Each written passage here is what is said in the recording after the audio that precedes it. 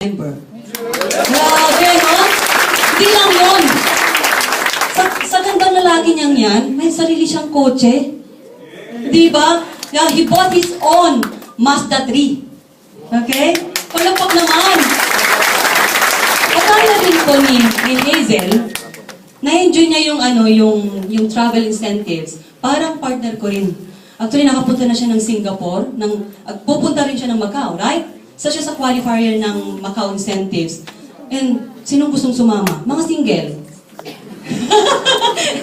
Lalaki nagtaas. Ano ba yan?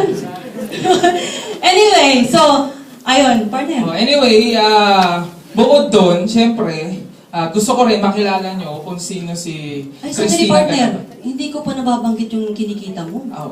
Baka ma-hold up ako. Hindi naman, no. Wala namang mga hold-upper dito. No? Wala May naman. guardia dyan. No, grabe, no. At the age of 26, he's already earning 300,000 to 400,000. Grabe, no. 300? Can you imagine earning that much? Can you imagine? A month? Online yun, partner. Sa online niya lang ginagawa yun. Kaya pansinin nyo, yung grupo ko, meron bang grupo ko dito? Yung Aubi? Yes! Diba? Pansinin nyo, diba? 100 sila. Tagi-100 kasi. Bawat isa dyan, tagi-1,000. So, ibig sabihin, Diba? partner, Yeah. partner, pag online, ibig sabihin, ang grupo mo talaga nasa abroad. Yes. Okay? Karamihan ng grupo mo abroad. Like, partner, mga bansa yon. Like Cubao, Israel, Hong Kong. Sayang wala tayong Justin TV pero may mga nagbi-video naman dyan ayun, no, di ba? Hello mga OFW dyan. So, babatiin ko na yung mga taga Hong Kong, Team Augie Hong Kong, Singapore, Dubai, Riyadh, Jeddah, meron din ilan-ilan sa Israel, Brunei, Saipan, Japan. Actually, kulang na lang yata Pluto eh. Yung Pluto, paparating na yung Pluto. Grabe, ano? Ay, nako. Anyway, partner, you can share yung sikreto mo paano mo nagawa later on, ano? A bit, okay, later on. Sige. Ayun. Anyway, syempre, kung kayo is na-inspire sa result ko, ako naman na-inspire sa result niya. Tanong niyo ako kung bakit. Bakit? Talaga, sabay-sabay hindi popcorn. Kasi kung di nyo tatanungin, si partner Christina Ganaban, first time niyang nagsalita dito sa main office natin. Pero siya is nalibot niya na ang buong Pilipinas. Diba? Dahil siya yung, tama ba yung term? Isa siya sa mga talagang pangit kong ginagamit eh. Ang magandang term doon, siya yung talagang pruweba o talagang napakagandang testimony. Kasi hindi lang siya yung nagkaroon ng result, which is yung buong family niya. Kagaya sa amin, kami, Bade family kami. Pwede ko bang i-recognize din yung parents ko? Si June Bade, saka si Rosemary Bade. Ayun naman dyan. Yeah. So yung parents ko, actually, this is family Zizel. Yan. So kami yung Bade family, and then sila naman yung Ganaban family. Kasi ang result niya, grabe po guys. Kasi ako online siya, actually online din siya, pero almost na-conquer nyo buong Tugigaraw. Tama ba, partner? Yes. Kung hindi nyo rin tatanungin, ulitin ko, wala namang uso naman dito yung talagang nag-share ng kanyang kinikita. Si partner Christina Ganaban, nag-average siya ng sa 500,000 per month. Flash out every day. Hindi naman doon, flash out, di ba? Gusto niyo pa ma-flash out? Yes! Sige, bago ka pala, flash out ka agad, di ba? Sarap nun. Anyway, bukod sa 500,000 na kinikita niya per month, si Christina, ang background niya, para at least may idea rin kayo, pareho namin, dati siyang taga-Palengke. Tama? So ako po, laki po ako sa Palengke, hindi lang halata. Okay? Kami po, pareho kami laki sa Palengke. Ako po, taga Mandaluyong. So may mga taga Mentaluyong ba rito? Sa labas. Diba? Pag tinanong kayo, may bago raw tawagan partner pag taga Mandaluyong eh. Pag tinanong ba sa loob sa labas, anong dapat di ba usually ang sagot, di ba labas? Pero ang sagot na daw ang uso ngayon dapat, depende sa kausap. Para matakot ang kausap. Anyway, kami sa marketplace kami, sa Mandaluyong doon, dati kami maglulugaw. And ako, nababaliw kay Christina Ganaban kasi si partner Christina, meron silang mga tindang mais sa Tugigaraw. Yan. So, taga-Tugigaraw siya. Then, nagtitinda siya sa palengke ng mga mais. Then, ang background niya rin, dati ka rin nag-OFW. Tama? OFW siya sa Hong Kong.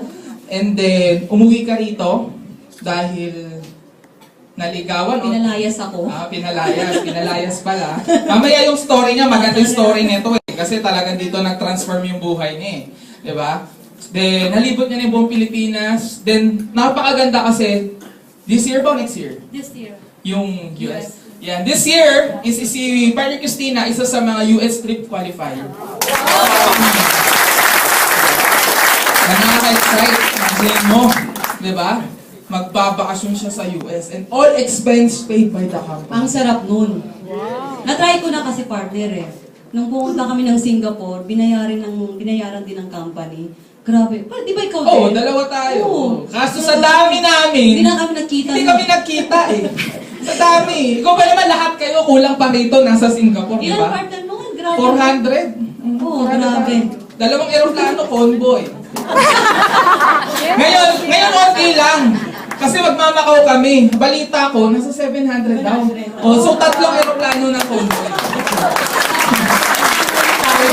Oh, kasama na lang. Ngayon, hindi na naman kayo makita-kita naman kasi sobrang dami. Oh. So bukod doon, nagkaroon ka rin ng Montero, tama? May Montero. And actually, kasi kung resulta, buong family niya may kotse, nagkaroon siya ng bahay. And then, siguro mamaya malalaman niyo pa yung ibang story ni Partner Christina sa huli. So bibitinin muna namin kayo. Okay lang ba yun? Yes! Grabe, no? Anyway, partner, so i-introduce natin yung yung next na, yung first sharer natin. Ikaw na mag-introduce niya kasi mas kilala mo yan. Okay. So, anyway, sobrang, na-excite ako mag-introduce sa kanya kasi, sabi mo, hindi ako mag-English.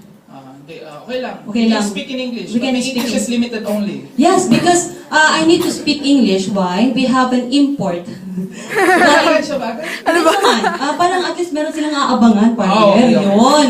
Meron kayong aabangan, mama. Amerikano siya. Yes. So, kaya nga, ngayon pa lang, medyo taglish na ako. Okay lang. Ayan, so, sobrang excited ako na mag-introduce sa taong ito kasi I've known him since birth. Actually, kapatid ko siya. Okay, so nung naghahanap kasi ako ng sharer ko, sabi ko, sino kaya ang may magandang kwento? Tapos, ang dami nila, sobrang dami sa leaders ko ang magagandang kwento. Pero sabi ko, itong tao na to, hindi ko masyadong napapansin. Kasi bakit? Kapatid ko eh. Napansin niyo yun?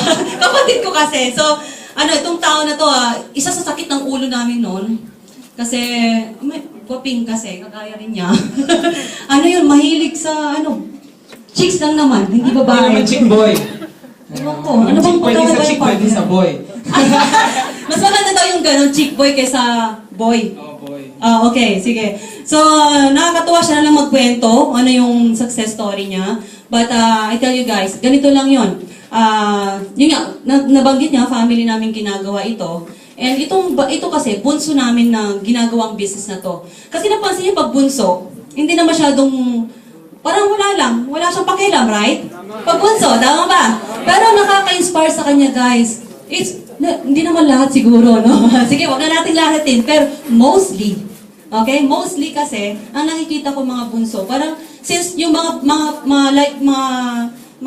syempre nakakatandang mga kapatid niya, kung successful na sila, he feels more, parang secure na siya, right? Na hindi na siya masyadong magtatrabaho. Ibang happy-go-lucky. Yes, yeah, parang ganun. Pero siya kakaiba, grabe. Yes, kakaiba kasi bakit?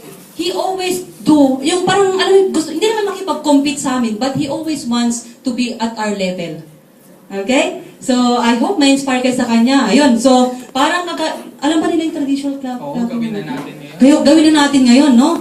Okay, so, Pag sinabing 1 million, para at least yung mga first-timer, di ba? At yung mga masasamang espiritu dyan is mawala, di ba? So, alam mo niya, yung mga traditional clapping natin. Pag sinabing 1 million, isang palakpak, isang panjak, isang hum. So, practice tayo, ha? 1 million!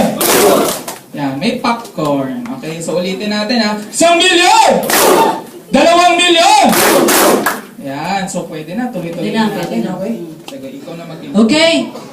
Let us welcoming Mr. Giovanni Ganaban! Yes!